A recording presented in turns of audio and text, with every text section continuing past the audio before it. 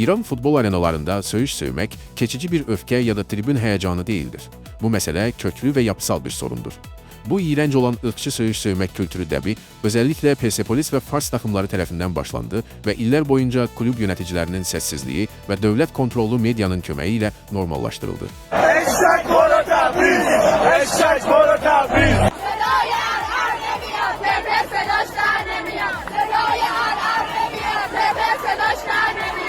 Sorun tekçe bir futbolcuya söğüş sövmek de değil. İran Türkleri ve Güney Azerbaycan Türklerinin takımlarına, özellikle traktör takımına yöneldilen şuarlar milyonlarla Türkçe hedef alır. Bu ırkçı söğüşler bir halkın onuruna, şerefine ve kimliğine yöneliktir. Muvafik organlara edilen bütün başvurulara bakmayarak bu ırkçı söğüşler cezasız kalıptır. Bu durumun kökü Fars merkezli İranlılık anlayışındadır. Bu ideolojiya Türk'ü aşağılamağı başından beri sistemin parçası haline getiribdir. Eğitimden medyaya, devletten tribünlara kadar eyni kürsümüş bakış tekrar olunarak yeniden üretilir. Qacar məhruse məmləkətlərindən bugünkü İrana keçişdə, özellikle Rıza Pəhləvi dövründə bu yapı sərtləşib.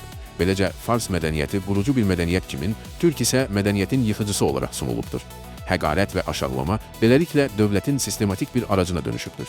Amac budur ki, her zaman tarih yazıp siyasi değişikliklerin ana gücü olarak bilinen Türkler, siyasi değişim ve siyasi hareketlerden uzak tutulsun.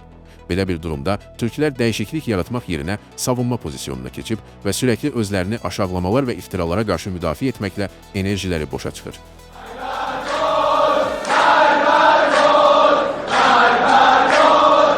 Bugün futbol sahası bu güç çatışmasının səhnəsidir. Bir yanda merkezci ve rantçı yapı, o bir yanda eşitlik, birebirlik ve adalet talep eden Türkler vardır. Bu süreç içinde bir de rejimin qəhrəman yaratması olayını gözden kaçırtmamak lazım. Çünkü bu bir təhakküm yoludur. Azerbaycan Türkleri için Ali Dayı ve Kerim Bagiri kimi şəxslər bu dayadılmış qəhrəmanlığın sembollarıdır. Farslar tarafından Türk halkına yönəldilmiş söğüşlər karşısında sessiz kalmış safta qəhrəmanlar. Bu sessiz kalma sorunun öz ve özüdür. Azerbaycanın belə qəhrəmanlara ehtiyacı yoktur. Bizim qəhrəmanlarımız Cəbbar Baxçaban, Zehdabi, Pişəvəri, Zeynəb Paşa, Babək, Köroğlu, Qoçaq Nəbi, ayrıca hak ve adalet yolunda şehit olmuş Doktor Ramin Pur Ender-Cani, Doktor Aylar Haqqi, Hədis Nəcəfi, onlarca, yüzlerce başka şehitler ve bugün məzlumların ahını eşidib onların yanında durduqları üçün tiranlığın əsarətinə alınmış vəkil Tahir Nəqəvi, Vədud Əsədi ve onlarca düşünce məhbuslarıdır. Türk qəhrəmanları zülmə və qaranlığa qarşı mücadilədən doğub günəş kimi parlayanlardır. Pulun, məqamın, şöhrətin ve haksızlıklar karşısında sessiz kalmanın çirkinleştirdiği futbol arenalarında değil. Bu yüzden son sözü keskin olarak söylemek gerekir. Sizin qəhrəmanlarınız, yani iktidarın köleleri olanlar hiçbir zaman bizim qəhrəmanlarımız olmadı, kesinlikle olmayacak da.